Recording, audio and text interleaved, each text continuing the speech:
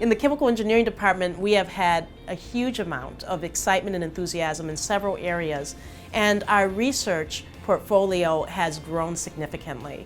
Now is a wonderful time to reach out and engage the biotech and the other technological industries around us. What I'd like to see for our department is a much stronger foundational relationship with a number of the companies that are right next door. In fact, we're trying to build new opportunities and partnerships with a number of these companies now, because we do have a vision of where our technology can go, and because such a large number of the products that are coming from our department are actually being translated even as we speak. In the big picture, I would love to see our department continue to grow. We have a vibrant community right now and a very strong set of senior and junior faculty at this time.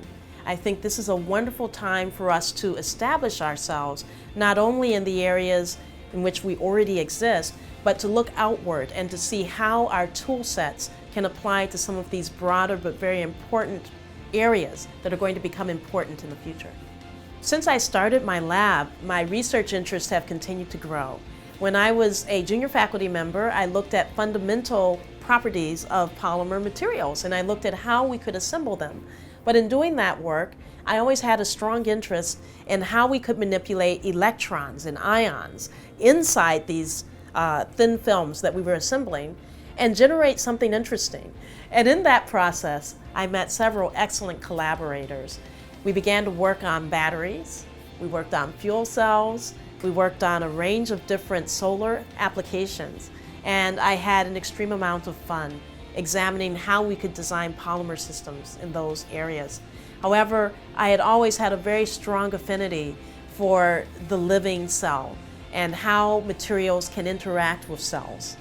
So as I began to move along, after I got tenure, I began to explore and examine how our material systems engage cells. In that process, I began to understand that the layer-by-layer technique that we use is actually very unique and could be used to deliver drugs.